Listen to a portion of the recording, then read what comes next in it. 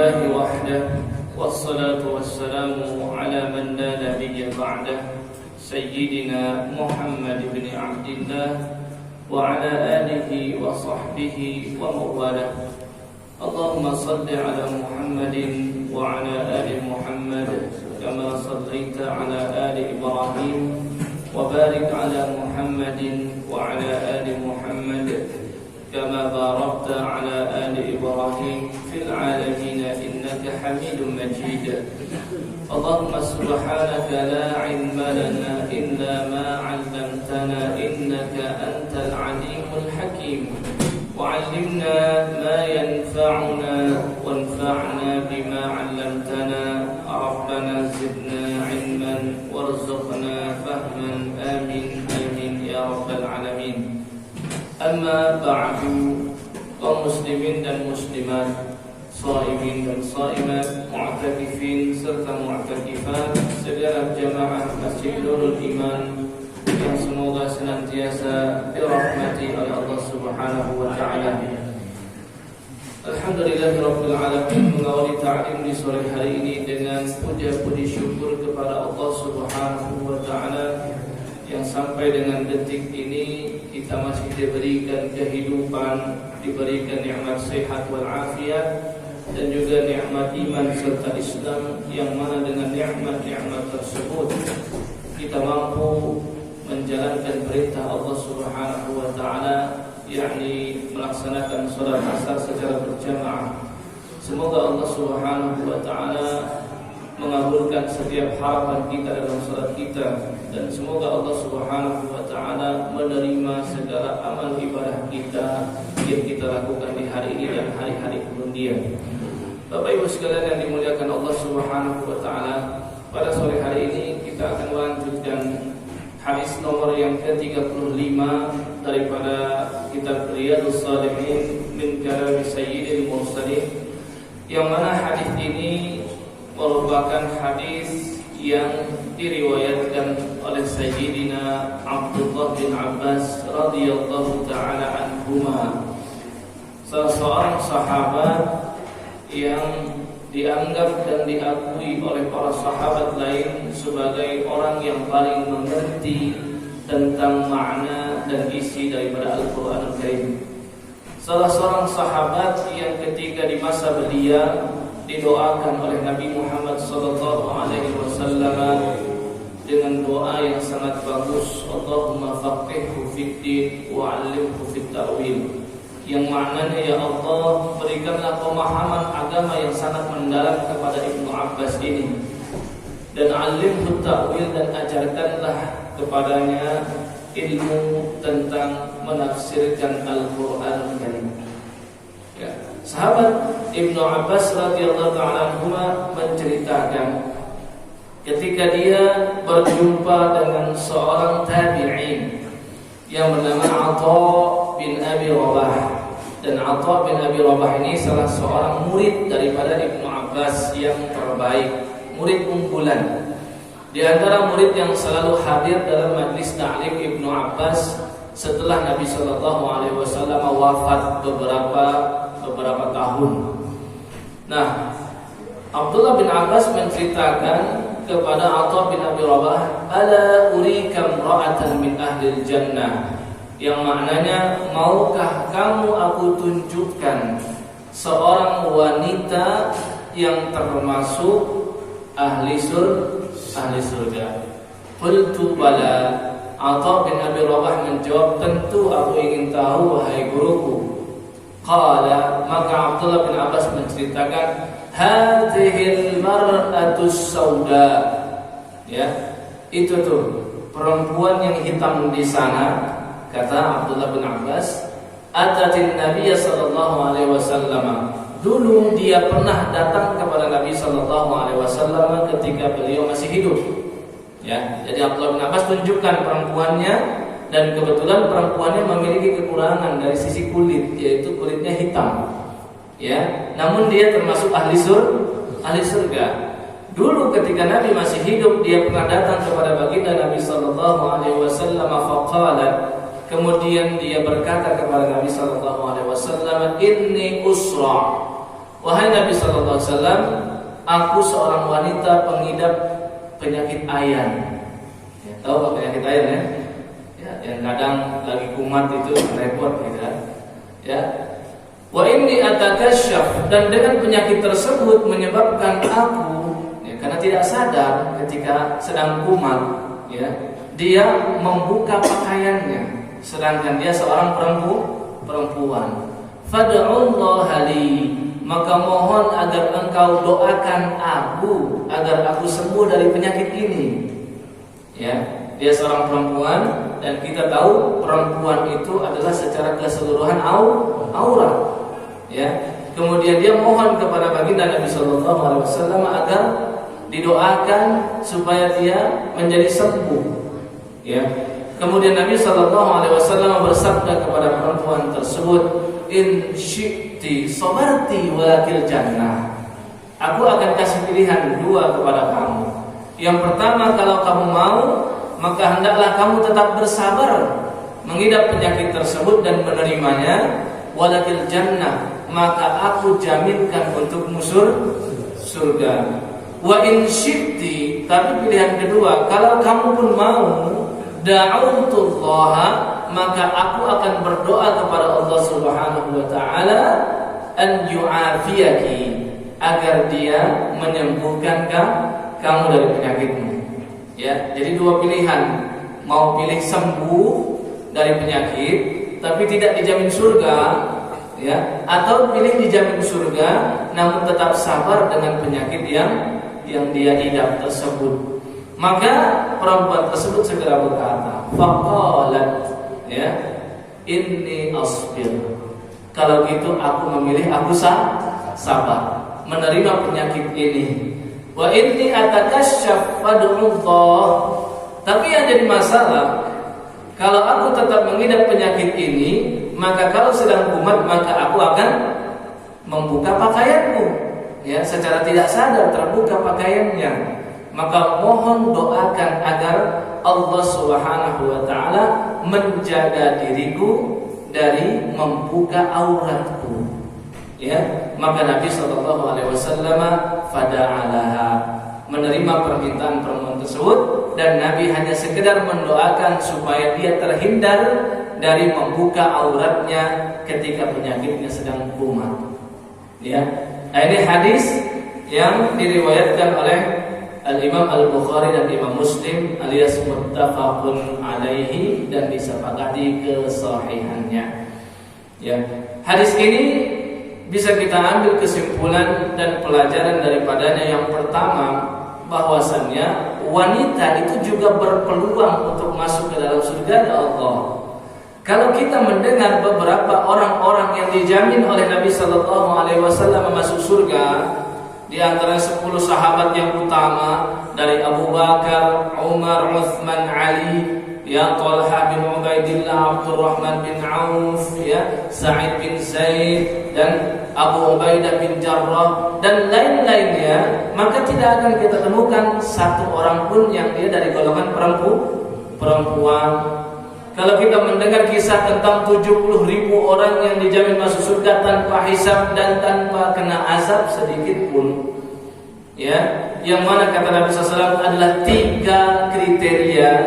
Mereka itu la yastarqun, tidak meminta diruqyah, ya, la yaktahun, tidak minta disembuhkan dengan kain, pengobatan kain, yaitu dengan besi dipanaskan, ditempelkan pada benda yang luka, wala yatatayyarun, dan dia tidak tiarah. Ya, sudah kita terangkan pekan lalu tentang tatayyur atau tiarah, dan mereka adalah orang-orang yang senantiasa bertawakal kepada Allah. Maka segera bangkit seorang sahabat yang bernama Uqasyah. Dia meminta kepada Nabi agar dia didoakan termasuk di antara 70.000 orang tersebut. Maka Nabi doakan. Kemudian ada sahabat lain yang bangun meminta juga didoakan. Maka kata Nabi SAW, kamu sudah didahului oleh Uqasyah. Tidak kita temukan ada perempuan di sana. Namun dengan hadis ini menunjukkan para golongan perempuan, mereka pun memiliki peluang menjadi seorang ahli surga. Ya, Dahulu kala seorang sahabat perempuan yang bernama Ummu Umarah datang kepada Nabi sallallahu alaihi wasallam berkata, "Ma ara kulla syai'in illa lirrijal." Aku tidak menemukan di dalam Al-Qur'an kecuali disebutkan untuk laki-laki. Penghuni surga, penghuni neraka, yang mendapatkan jalan pahala, yang diampuni, semuanya bentuknya untuk laki-laki. Wa ma'aran nisa'a yudhkarna bisyai'in, dan tidak sedikit pun aku lihat ada ayat yang menunjukkan perempuan secara khusus.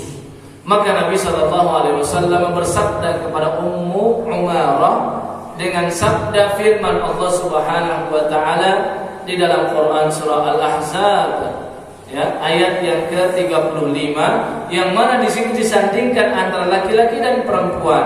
Yang bunyi ayatnya, innal muslimina wal muslimat, muslim dan muslimah, wal mu'minina wal mu'minat, yang beriman laki-laki maupun perempuan, wal qanitina wal qanitat, yang senantiasa tunduk, yang patuh kepada perintah Allah baik laki-laki maupun perempuan, was-shadiqina was-shadiqat, yang senantiasa jujur baik laki-laki maupun perempuan, was-sabirina was-sabirat, yang senantiasa sabar baik laki-laki maupun perempuan, wal khashi'ina wal khashi'at, yang senantiasa khusyuk baik laki-laki maupun perempuan, wal mutasaddiqina wal mutasaddiqat, yang suka bersedekah baik laki-laki maupun perempuan, was-shaimina was-shaimat, yang suka berpuasa baik laki-laki maupun perempuan, wal hafizina furujahum wal hafizat, yang suka menjaga kehormatannya baik laki-laki maupun perempuan, waz-zakirina Allaha katsira waz-zakirat a'adda Allahu lahum maghfiratan wa ajran 'azima, yang suka berzikir baik laki-laki maupun perempuan, semuanya Allah sediakan bagi mereka pahala yang banyak, a'adda lahum ajran wa maghfiratan, dan diberikan ampunan dari Allah Subhanahu wa taala. Nabi ingin menekankan para perempuan pun memiliki peluang mendapatkan keutamaan. Pernah juga suatu ketika istri Nabi SAW bernama Ummu Salamah datang kepada beliau berkata, yaghzur rijal wa la yaghzun nisa, yang laki-laki ke medan jihad, kami perempuan tidak. Wa inna lana nisful miras, dan kami pun mendapatkan bagian warisan setengah dari laki-laki. Merasa tidak adil, maka Allah turunkan Quran surah An-Nisa ayat 32. وَلَا تَتَمَنَّوْا مَا فَضَّلَ اللَّهُ بِهِ بَعْضَكُمْ عَلَى بَعْضٍ لِلرِّجَالِ نَصِيبٌ مِّمَّا اكْتَسَبُوا وَلِلنِّسَاءِ نَصِيبٌ مِّمَّا اكْتَسَبْنَ. Janganlah kamu iri hati kepada golongan yang memang Allah lebihkan dia daripada yang lain. Allah memberikan keutamaan bagi laki-laki yang tidak ditemukan pada perempuan, maka kalian golongan perempuan janganlah iri hati. Lirrijali nasibum mimma iktasabu, bagi laki-laki dia mendapatkan apa yang mereka usahakan. Walin nisa'i nasibum mimma iktasabun, dan bagi perempuan juga mereka mendapatkan apa yang mereka usahakan. Yang penting adalah was'alullaha min fadlih, selalu minta kepada Allah sebagian daripada karunia-Nya. Bahkan Nabi pernah ceritakan ada pemimpin para wanita yang menjadi pemimpin para wanita nanti masuk ke dalam surga Allah. Nabi pernah suatu ketika membuat garis 4 buah Kemudian beliau berkata kepada sahabatnya dan bertanya, "Atadruna ma hadza?" Kalian tahu tak maksud aku menggambar 4 garis ini? Kalau para sahabat menjawab, "Allah wa rasuluhu a'lam." Allah dan Rasulnya lebih mengetahui. Maka Nabi sallallahu alaihi wasallam bersabda, "Inna afdhala nisa'i ahli jannah arba'ah." 4 wanita terbaik menjadi pemimpin para wanita penghuni surga. Siapa mereka? Khadijah bintu Khuwailid, istri Nabi sallallahu alaihi wasallam, Khadijah. Yang kedua siapa? Fatimah binti Muhammad sallallahu alaihi wasallam. Ya, Fatimah putri Nabi sallallahu alaihi wasallam. Wa Maryam ibnatu Imran, dan Maryam anaknya Imran yang disebutkan di dalam Quran surah Ali Imran dan disebutkan dalam Quran surah Maryam. Ya, dan yang terakhir siapa? Asiyah bintu Muzahim imra'atu Fir'aun. Asiyah putrinya Muzahim, yang mana dia adalah istri dari Fir'aun, yang disebutkan dalam Quran surah At-Tahrim ayat yang ke-11. Ya, perumpamaan tentang orang-orang yang termasuk ahli jannah adalah seperti siapa? Imra'atu Fir'aun, istrinya Fir'aun. Suaminya dijamin neraka, istrinya dijamin surga. Begitulah kalau Allah berkehendak. Yang namanya hidayah tidak bisa diwariskan. Yang namanya hidayah tidak bisa diberikan meskipun kepada orang yang terdekat. Ya, ketika dia berkata, "Qala rabbi ibnili 'indaka baitan fil jannah." Mohon ya Rabb, aku dibangunkan rumah di surga yang berada dekat dengan sisi Engkau. Ya, ini adalah contoh para wanita penghuni surga. Adapun yang kedua yang bisa kita ambil dari hadis ini adalah, kalau kita menyebutkan tentang sifat seseorang, ya, hal itu tidak serta-merta menunjukkan kita mencela dan menggibahnya. Ya, kita tahu definisi dari menggibah adalah dzikruka akhaka bima yakrah. Nabi pernah bertanya kepada sahabat, "Tahu enggak kamu itu gibah?" Sahabat berkata, "Tidak tahu ya Rasul, engkau lebih tahu." Ya, Nabi SAW bersabda, "Kamu menyebutkan tentang sifat saudaramu yang tidak dia senangi." Ya, tapi di sini Ibnu Abbas berkata apa? "Hadzihil mar'atus sauda," perempuan hitam itu. Ya, hadis ini menunjukkan sekedar menyebutkan sifat tanpa bermaksud menjelekkan, hal itu tidak termasuk ghibah. Meskipun mungkin warna kulit kalau didengar oleh pemiliknya dia tidak suka, karena ini sekedar mengenalkan saja. Ya, karena sekedar mengenalkan, tidak bermaksud mencela dan tidak bermaksud untuk menggibahnya. Ya, kita tahu ghibah itu dosa yang besar, Pak.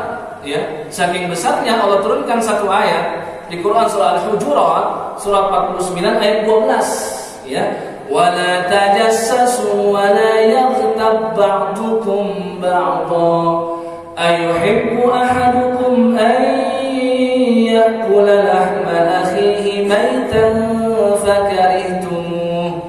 Ya, jangan kamu menggibah saudaramu sendiri, karena perumpamaannya seperti apa? Kamu memakan bangkai saudara, memakan daging manusia saja tabiat manusia tidak menerimanya. Apalagi yang dia makan daging manusia dan dia seorang satu akidah. Apalagi sudah satu akidah, sama-sama manusia, dan daging yang dia makan adalah daging bangkai. Maka di antara siksaan orang yang menggibah, Nabi pernah ceritakan ketika beliau di-mi'rajkan ke atas langit, beliau melihat neraka, ada orang-orang yakhmishuna wujuhahum wa sudurahum, mencakar-cakar wajah dan dada sampai perut mereka. Sedangkan kuku mereka dibuat oleh Allah terbuat dari tembaga, dari logam. Ya, berulang-ulang, tidak berhenti, tidak mati selama-lamanya. Maka Nabi SAW bertanya kepada Jibril, siapa mereka? Itu orang-orang yang ketika di dunia sering makan daging manusia. Siapa yang dimaksud? Yang suka menggibah. Namun ada beberapa kondisi ghibah itu dibolehkan. Ya, ghibah itu dibolehkan. Disebutkan oleh Al-Imam An-Nawawi dalam kitab beliau Al-Adhkar. Ada beberapa ghibah yang diperbolehkan dalam syariat dan hal itu tidak berdosa. Ya, contohnya seperti apa? Contohnya salah satunya ini yang disebutkan oleh Ibnu Abbas, memperkenalkan orang lain tentang sifatnya, yaitu itu tuh yang kulitnya hitam, tanpa bermaksud untuk mencela, tanpa bermaksud untuk menggibah dan menjelekkan dia. Ada juga bahkan Nabi Shallallahu Alaihi Wasallam pernah menggibah sahabatnya, dan ini menunjukkan gibah di kondisi ini diperbolehkan. Contohnya adalah untuk menghindarkan seseorang dari kezaliman orang lain. Kita tahu ada orang yang sudah zalim sama saudaranya, ya. Kemudian ada orang lain yang berkaitan dengan si orang yang sudah zalim tersebut. Maka untuk menghindari dia dari kezaliman orang tersebut, kita beritahukan. Ya, contohnya dulu ada seorang wanita nama Fatimah binti Qais. Ya, dia seorang janda. Ketika Nabi sallallahu alaihi wasallam bertemu dengan dia berkata, "Kalau kamu sudah selesai masa iddah, maka beritahukan aku." Maka di masa dia iddah, ada dua orang laki-laki yang ingin mengkhitbah dia. Yang satu adalah Muawiyah bin Abi Sufyan, yang kedua adalah Abu Jaham. Setelah Nabi tahu, Nabi menggibah sahabatnya sendiri. Apa kata Nabi SAW? Adapun Muawiyah fasa'lubun la malalah. Kalau kamu nikah sama Muawiyah itu adalah orang miskin, gak punya harta. Ini namanya menggibah bukan Pak? Menggibah. Tapi dalam kondisi ini wajib dilakukan. Ya. Adapun siapa? Abu Jaham tidak pernah melepaskan tongkat dari istrinya, yaitu adalah suami yang suka memukul. Kalau kita dibilang suami pemukul, kira-kira gimana? Marah nggak? Ya. Ini Rasul menggibah sahabatnya, tapi dalam satu kondisi yang diwajibkan harus diberitahukan. Ya, maka Nabi perintahkan nikahilah Usamah, anak dari Zaid bin Harithah, anak angkat Nabi Muhammad sallallahu alaihi wasallam. Ya. Kemudian hadis ini juga menunjukkan yang terakhir, bahwasannya akhirat jauh lebih utama dibandingkan dunia. Lihat bagaimana sahabiah ini lebih memilih surganya Allah meskipun dia harus menanggung penyakit itu, dibandingkan penyakitnya sembuh tapi belum dijamin akhiratnya oleh Nabi Muhammad sallallahu alaihi wasallam. Ya, bukankah Allah Subhanahu wa taala berfirman di surat yang sering kita baca, "Wadduha wal laili idza saja ma wadda'aka rabbuka wa ma qala walal akhiratu khairul laka minal ula walal akhirah." Dan sungguh akhirat jauh lebih baik daripada kehidupan yang sebelumnya, yaitu dunia. Qad aflaha man tazakka wa dzakara isma rabbih fasalla bal tu'thiruna al-hayata ad-dunya. Akan tetapi kamu lebih memilih kehidupan dunia, wal akhiratu khairun wa abqa. Dan akhirat jauh lebih baik dibandingkan dunia dan lebih kekal. Ya, dunia dibandingkan dengan akhirat itu ada sesuatu yang hina dan sepele. Nabi sampaikan perumpamaan antara perbandingan antara dunia dan akhirat seperti kamu memasukkan jarimu ke dalam segelas air. Fansur bima tarji'. Perhatikan, air yang tersisa pada jarimu itu adalah dunia. Hanya sedikit dan sepele. Dunia dibandingkan dengan akhirat, dunia sementara, akhirat kekal selama-lamanya. Nabi berikan perumpamaan yang lain. Mali walid dunia. Apa hubungan diriku dengan dunia, kata Nabi SAW? Demi Allah, perumpamaan dunia seperti seorang musafir, ya, yang membawa kendaraannya di bawah pohon. Kemudian dia berteduh. Setelah dia merasa enakan, dia kembali melakukan perjalanan, meneruskan perjalanan. Jadi dunia cuma sementara dan tidak ada artinya. Kata Nabi SAW, seandainya dunia itu senilai dengan satu sayap nyamuk, Allah tidak akan berikan kepada orang-orang kafir walaupun hanya seteguk air dari dunia. Kenyataannya mereka mendapatkan air yang begitu banyak dan melimpah. Ini menunjukkan dunia di sisi Allah jauh lebih hina dibandingkan satu sayap nyamuk. Ya, perhatikan pesan Luqman Al-Hakim kepada anaknya, "I'mal lid-dunya biqadri baqa'ika fiha." Bekerjalah kamu untuk duniamu sesuai dengan kadar kamu menetap di dunia. Kita menetap di dunia lama atau tidak, Pak? Sebentar. Berarti bekerja pun untuk dunia cuma sekedarnya. Wa'mal lil akhirati biqadri baqa'ika fiha. Dan bekerjalah juga untuk akhiratmu sesuai dengan kadar kamu menetap di akhirat. Di surga kita berapa lama? Selama-lamanya. Maka bekerja untuk akhirat juga terus menerus tidak terputus. Wa'mal lillahi biqadri hajatika ilaihi. Ya, beramal salehlah untuk Allah sesuai dengan hajat kita kepada Allah. Hajat kita kepada Allah tidak pernah terputus. Minta terus kepada Allah, maka diiringi dengan beramal saleh terus kepada Allah Subhanahu wa taala. Ya. Saya yakin bapak-bapak ada yang pernah menyaksikan sebuah video singkat seorang bapak-bapak tua ya memakai sorban memberikan perumpamaan tentang dunia dan akhirat. Apa kata beliau? Kejarlah kau dunia, ya pasti kau tak akan dapat. Kalaupun dapat, pasti tak akan banyak. Kalaupun banyak, pasti tak akan puas. Kalaupun puas, pasti tak akan lama. Beda dengan akhirat. Ya, sudahlah banyak pasti akan puas. Sudahlah puas pasti akan lama dan itu abadi selama-lamanya. Ada pertanyaan?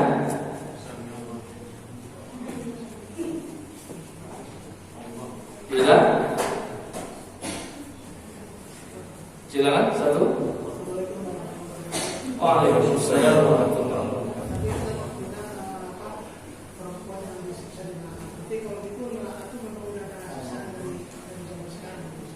Gimana Pak? Tentang wanita yang disiksa di neraka. Iya. Berarti neraka itu sudah ada di dalam siksaan yang ada di Islam. Iya. Jadi neraka dan surga itu sudah tersedia. Ya. Allah Subhanahu wa taala berfirman di dalam Quran surah An-Najm surat yang ke-13, "Wa laqad ra'ahu nazlatan ukhra 'inda sidratil muntaha 'indaha jannatul ma'wa." Nabi Muhammad SAW menyaksikan Jibril dengan bentuk sebenar-benarnya ketika di Sidratul Muntaha. Sidratul Muntaha itu di sisinya ada jannah, surganya sudah ada, nerakanya sudah ada. Nabi SAW pun pernah memasukinya. Adapun yang beliau lihat, ya itu hanyalah apa? Sekedar ya fenomena yang ditampakkan oleh Allah kepada beliau tentang siksaan-siksaan. Karena hisab belum terjadi, karena melewati sirat pun juga belum, sehingga manusia belum ada yang masuk ke dalam neraka dan surga. Ada nggak manusia yang pernah masuk surga? Ada nggak? Ya, tadi saya ceritakan Nabi Muhammad SAW. Ya, ada nggak sebelum beliau? Ada Nabi Adam pernah masuk surga, Pak? Ya. Jadi yang dilihat oleh Nabi SAW itu adalah seperti ibarat slideshow saja. Ya, ditampakkan ini loh. Kalau orang yang melakukan ini nanti siksaannya begini. Ya, ada siksaan yang tidak mau sholat. Nabi ceritakan dari ujung bibir tuh yang kanan disobek sampai dengan tengkuk. Dari ujung bibir kiri disobek sampai tengkuk. Dari ujung lubang hidung kanan disobek sampai tengkuk. Dari ujung lubang hidung kiri disobek sampai tengkuk. Dan matanya juga demikian. Ya, Nabi bertanya kepada Jibril, siapa dia? Apa yang dia lakukan di dunia? Yang tidak sholat. Dan itu terus berlangsung abadi selama-lamanya kalau dia bukanlah seorang muslim. Karena muslim bagaimanapun siksaannya kelak akan dikembalikan ke dalam surga, kembali ke kampung halaman sebagaimana dulu Nabi Adam tempatnya di surga. Tapi kalau kafir selama-lamanya. Yang disaksikan oleh Nabi bukanlah orang yang benar-benar saat itu ada, tapi hanyalah ditampakkan seperti apa bentuk siksaannya. Dan Nabi diperlihatkan wanitalah yang paling banyak yakfurnal ashirah, sebabnya suka kufur terhadap kebaikan-kebaikan suami. Itu diantaranya. Ya. Cukup coba. Ya, semoga bermanfaat bagi semuanya dan semoga dapat kita amalkan dalam kehidupan kita. Amin amin ya rabbal alamin. Kita akhiri dan tutup dengan sama-sama membaca lafaz doa kafaratul majlis. Subhanallah wa bihamdika asyhadu an la ilaha illa anta astaghfiruka wa atubu ilaik. Wassalamu alaikum warahmatullahi wabarakatuh.